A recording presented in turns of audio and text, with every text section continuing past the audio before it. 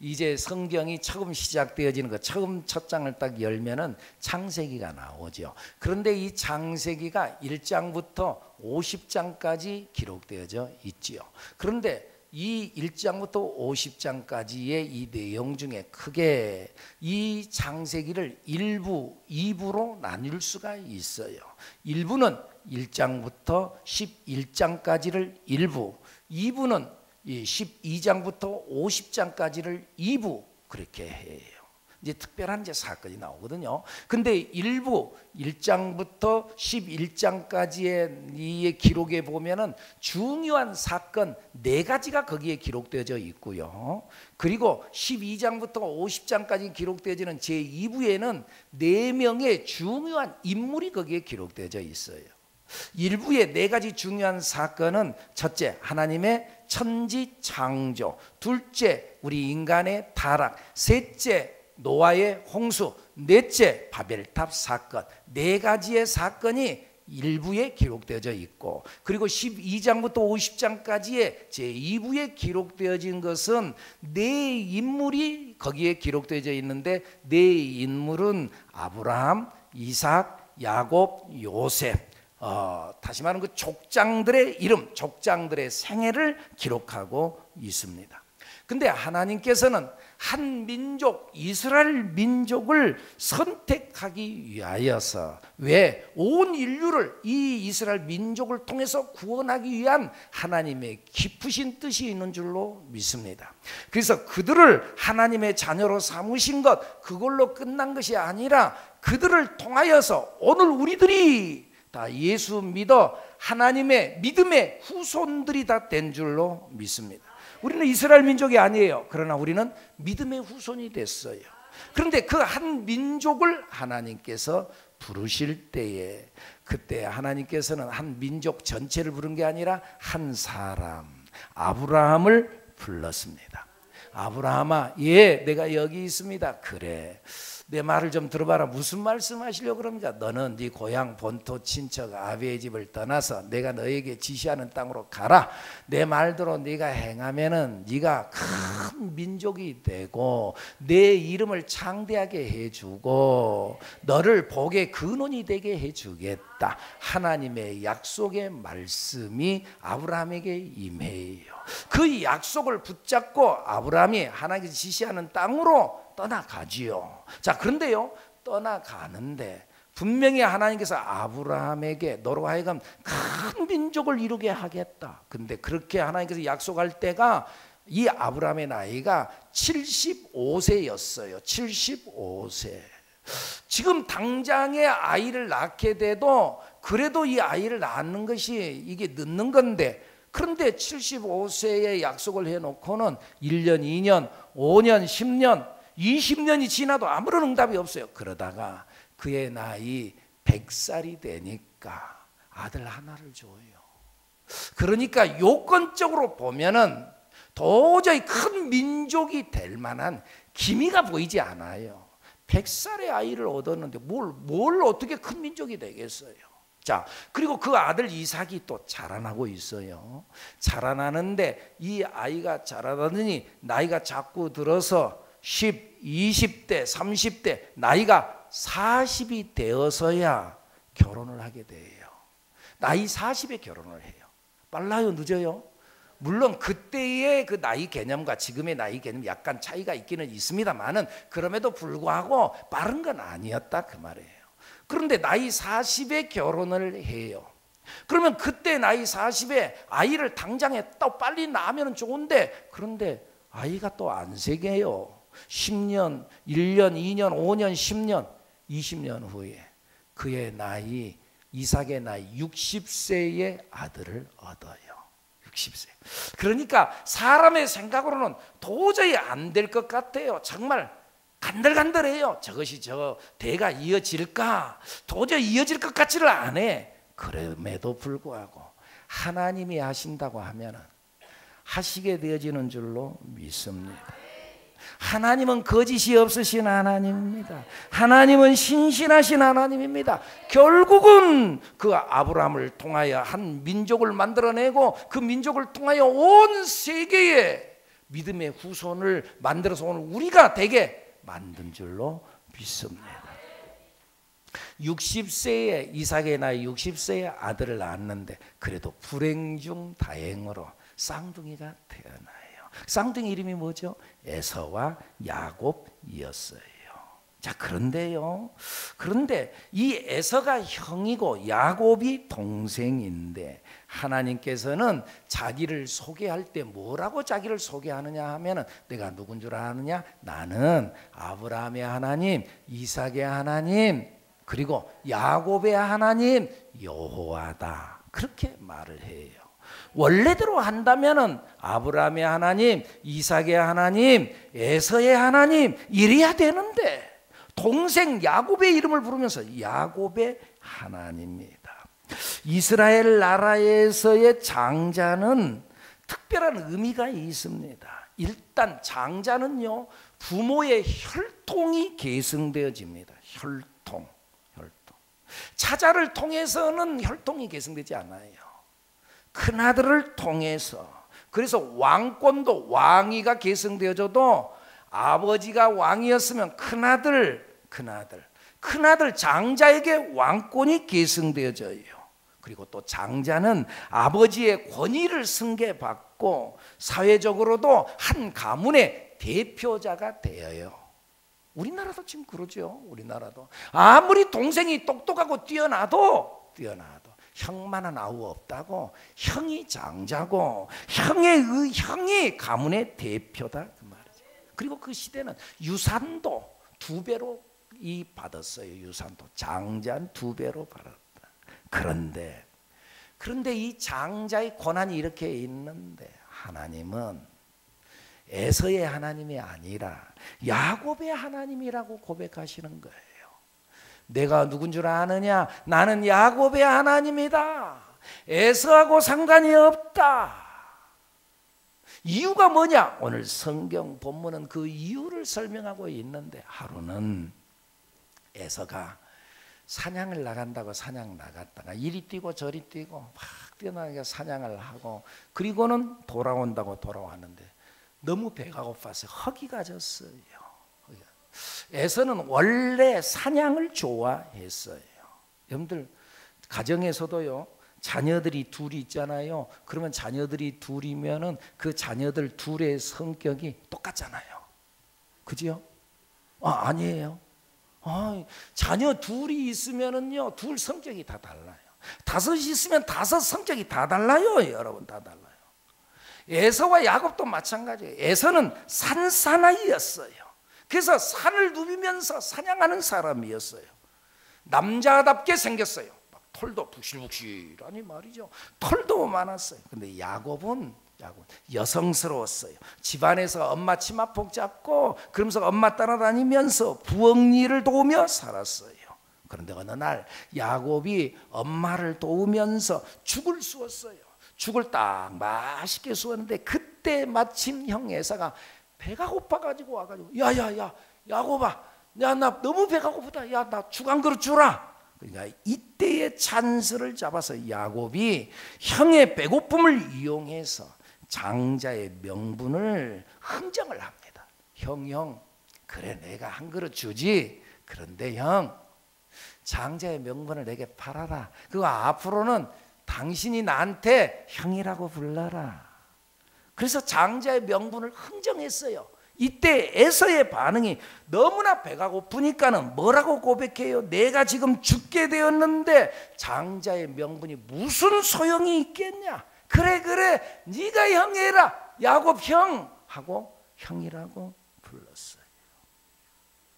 그런데요, 나중에 보니까는 히브리서의 말씀에 히브리서 12장 16절에 나타나는 말씀에 보니까는 이 사건을 기록하면서 성경은 뭐라고 말하느냐 하면은요, 그런데 나중에 여기에 장자의 명분을 갖다 받는 한 그릇 음식을 위하여 장자의 명분을 판 에서와 같이 망령된 자가 없도록 살펴라. 한 그릇 그 팥죽 한 그릇에 장자의 명분을 팔았던 에서와 같이 망령된 자가 없도록 해라. 에서가 망령되게 행했다. 망령된다는 말이 무슨 말이에요? 다른 영이 내 안에 들어왔어요. 내가 나를 주장하는 것이 아니라 다른 영이 나를 주장해. 망령된 영이다. 악한 영이 너를 주장하게 됐다. 망령된 자다. 그래서 결국은 장자의 명분이 바뀌어 버렸어요. 그래서 야곱이 형이 되고 에서가 동생이 되어지는 거예요. 성경에 보면은요, 장자의 권한이 바뀌는 경우가 몇 번 있는데요, 에서처럼 자기가 그 장자의 명분을 던져버린 경우가 있고요. 던져버려서 이게 뭔 소용이 있냐? 배가 고파 죽겠는데 장자의 명분이 뭔 소용이냐? 던져버린 사람이 있고요. 혹은 아버지가 장자의 명분을 바꾸는 경우가 있어요. 야곱이 요셉의 두 아들 므낫세와 에브라임을 축복할 때 오른손에 축복, 이스라엘 백성들에게 있어서 바른 손에 축복이 있거든요. 이 오른손 앞에 큰아들 므낫세를 앉혀놓고 왼손 앞에 동생 에브라임을 앉혀놨어요. 근데 그렇게 해서 이 야곱이 그의 손자들을 축복해 주려고 하는데, 그런데 야곱이 두 손을 어긋맡겨서 축복했다. 바뀌었어요. 그래서 동생 에브라임에게 장자의 축복이 가는 거예요. 그러니까 요셉이 아버지, 지금 이쪽이 지금 동생이고 이쪽이 지금 큰아들입니다. 왜 그렇게 하십니까? 아들아, 내가 다 안다. 큰아들에게 맞는 축복이 가겠지만은 에브라임을 통하여서 장자의 축복이 가게 된다. 할렐루야. 그러니까 야곱을 통해서 이 장자의 명분이 바뀌는 경우가 있어요. 또 하나는요, 이제 그들이 죄를 지음으로 인하여서 야곱이 12아들을 축복하지요. 축복하는데 큰아들부터 차례대로 축복을 해요. 그런데 처음 첫 아들, 그 아들을 축복하면서 그 아들의 이름이 루벤이죠. 루벤. 그런데 이 루벤을 큰아들답게 축복하지 아니하고 네가 아버지의 침상을 더럽혔다 그러면서 그를 축복하지 않아요. 둘째 되어진 시므온과 레위도 축복하지 않아요. 왜? 그들이 너무나 혈기방장해가지고 전쟁이 일어날 뻔했거든요. 그래서 너희들도 자격이 없다. 그리고 넷째 아들 유다가 장자권의 축복을 받아서 유다의 후손으로 다윗 왕이 태어나고 다윗의 후손으로 대대로 왕권이 이어져 가는 것을 볼 수가 있습니다. 그래요. 그러니까 우리는 장자권을 가볍게 여기면은 안 됩니다. 그런데 여기 에서의 특별한 잘못이 뭐였어요? 장자권을 가볍게 여겼어요. 하나님의 축복을 가볍게 여겼어요. 34절 말씀 한번 읽어보실까요? 시작. 야곱이 떡과 팥죽을 에서에게 주매 에서가 먹으며 마시고 일어나 갔으니 에서가 장자의 명분을 가볍게 여김이었더라. 에서가 장자의 명분, 곧 그것은 하나님의 축복인데 가볍게 여겼어요. 여러분, 우리는 하나님의 축복을 소중하게 여기고 축복을 사모해야 될 줄로 믿습니다. 축복을 가볍게 여기면 안 됩니다. 성경에 뭐라 그래요? 천국은 침노하는 자가 빼앗는다고 그랬잖아요. 구하는 자가 얻게 된다고 그랬잖아요. 그러니까 거룩한 욕심을 가지고 그 축복을 내가 사모해야 된다. 그런 의미에서 야곱은요, 악착스러웠어요. 야곱은 태어날 때부터요, 쌍둥이로 태어나면서 자기의 형 에서의 발꿈치를 잡고 태어났어요. 그러니까는 발꿈치를 잡고 태어나는데 간만의 차로 몇 초 차이로 동생이 된 것이 억울했어요. 그래서 장자의 명분을 어떻게 하면 나도 형이란 소리를 들을 수 있을까 장자의 명분을 끊임없이 사모했어요. 장자의 권한에 대한 욕심을 가졌어요. 그러다가 결국 야곱은 장자의 명분을 쟁취하게 됐어요. 성경이 그러잖아요. 침노하는 자가 빼앗는다, 구하는 자가 얻는다. 근데 에서는 우습게 여겼어요. 가볍게 여겼어요. 그러다가 뺏겼어요. 여러분, 우리 하나님 앞에 거룩한 욕심을 갖는 우리들이 되어야 될 줄로 믿습니다. 무조건 기도해라. 가만히 있어라. 이 기도는 하나님께서 들어줄 만한 기도고 이것은 안 들어줄 만한 기도다. 그러니까 이런 기도는 안 하고 이런 기도는 해야 돼. 그런 거 자기가 판단하지 말고 무조건 기도해라. 기도에 응답하시는 분은 여호와 하나님인 줄로 믿습니다. 자기가 판단하지 말고 자기가 계산하지 말고 무조건 기도해라. 할렐루야. 그래요. 여기서 야곱은 그런 사모함을 가지고 자꾸 계산적으로 따지지 않고 형의 장자의 명분, 그거 장자의 명분을 형의 약점을 이용해 가지고 자기가 쟁취한다고 했는데 그게 맞냐 틀리냐 놔두고 무조건 기도했어요. 그런데 하나님의 축복이 에서에서 야곱에게로 이 흐름이 바뀌어서 야곱에게 흘러갔다. 근데 야곱은 형에게 장자권을 공짜로 뺏은 것이 아니라 샀다고 그랬습니다. 오늘 본문 31절 말씀 한번 읽어볼까요? 시작. 야곱이 이르되 형의 장자의 명분을 오늘 내게 팔라.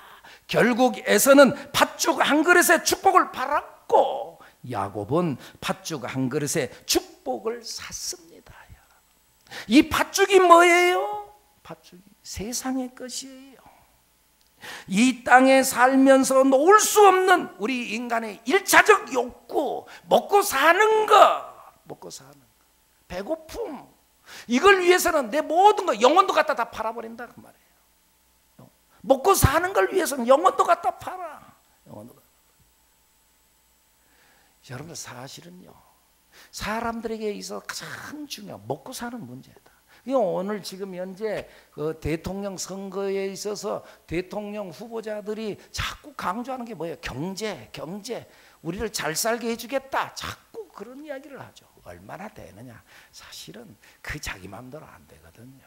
근데 어쨌든 먹고 사는 문제, 사람들에게 먹고 사는 문제, 이것에 다 항복하고 만다 그 말이에요. 에서는 결국 그 배고픔을 이기지 못하고 그 팥죽 한 그릇 앞에 무릎을 꿇고 말았어요. 배고프니까. 야, 장자의 명분이 뭔 소용이 있냐? 배고프니까 무릎을 꿇었어요. 야곱은 그것을 극복하고 자기도 배고프죠. 자기 먹을 거 내놔버렸으니까. 그러니까 자기도 배고프죠. 그런데 자기는 그것을 극복하고 영원한 것, 영원한 하나님의 나라를 붙잡은 줄로 믿습니다. 물론 이 야곱이 하나님 나라의 복을 붙잡았다고 해서 그 즉시 그에게 복이 온 것은 아니었습니다. 오히려 그때부터 야곱에게 시련이 오기 시작했습니다. 당장에 형이 자기를 죽이려고 해서요, 아버지 집에서 쫓겨나잖아요. 도망가잖아요. 그 어디로 가요? 자기 외삼촌 라반의 집에 가는데 라반이 자기를 향하여 선대해 주지 않잖아요. 그리고는요, 자꾸 일은 시켜놓고 값을 안 줘요. 값을 안 줘요. 그래가지고 성경에 보니까 낮에는 더위와 밤에는 추위를 무릅쓰고 눈 붙일 겨를이 없이 그렇게 살았지만 아무도 얻은 것이 없어요. 그러니까 야곱은 그런 세상적인 복은 없었어요. 반대로 에서는 아버지 집에, 동생 떠나고 난 이후에 아버지 집에 남아서 아버지의 재산을 다 상속받았어요. 에서는 상속받았어요. 그러나 그 대신 아버지의 재산은 상속받았지만은 하늘의 축복은 잃었어요. 하나님을 잃었고 천국을 잃었어요. 그러나 야곱은 팥죽 한 그릇 손에 받지만은, 아버지의 유산 손에 받지만은, 그러나 하나님 나라가 그에게 왔고 하나님의 축복권이 그에게 넘겨진 줄로 믿습니다. 그러므로 인하여서 아브라함의 하나님, 이삭의 하나님, 야곱의 하나님이라고 하나님의 이름이 바뀌어지게 됐어요. 그는 축복의 근원이 된 줄로 믿습니다. 그래서 야곱을 통해서 그의 후손들이 야곱이 축복한 대로 그의 후손들이 그대로 축복을 받고 축복이 흘러간 줄로 믿습니다. 누가복음 16장에 보면은요, 거기에 불의한 청지기에 대한 이야기를 예수님께서 하시면서 하시는 말씀이 불의의 재물로 친구를 사귀라, 그런 말씀을 해요. 불의의 재물은 나쁜 일을 해가지고 얻은 재물, 그런 재물을 말하는 게 아니라 세상적인 재물, 하나님께서 우리에게 세상적인 재물 줬잖아요. 팥죽 한 그릇 줬다 그 말이에요. 그런데 그 팥죽 한 그릇을 투자해서 그걸 가지고 하나님의 영광을 위해서 써라 그 말입니다. 세상 것을 투자해서 거룩한 것을 사야 될 줄로 믿습니다. 잠깐 있다가 사라지는 것을 투자해서 영원한 것을 붙잡는 우리들이 돼야 될 줄로 믿습니다. 여러분, 좀 전에 우리 어린이들 또 어르신들 뭔가 대접한다고 어느 우리 성도님이 자기가 물질을 내서 이걸 샀어요. 그건 자기의 돈이에요. 자기가 번 돈이에요. 팥죽 한 그릇이에요. 팥죽 한 그릇 내놨어요. 내놓고 그분들을 기쁘게 하고 하나님을 기쁘게 한가? 불의의 재물로 친구를 사귀라 하는 그 일을 감당한 사람인 줄로 믿습니다. 여러분, 오늘 우리가 일차적 욕구에 쫓아다니는 사람이 아니라 일차적 욕구를 팔아서 영원한 하나님 나라 축복을 살 줄 아는 우리들 여러분들이 되기를 바랍니다. 어떤 손해가 온다 할지라도 믿음을 잃지 말고, 일차적 욕구 때문에 무릎 꿇어버리지 말고, 타협하지 말고, 천국 상속권을 소유하는 진정한 축복을 사는 여러분들이 되기를 예수님의 이름으로 축복합니다. 축복합니다.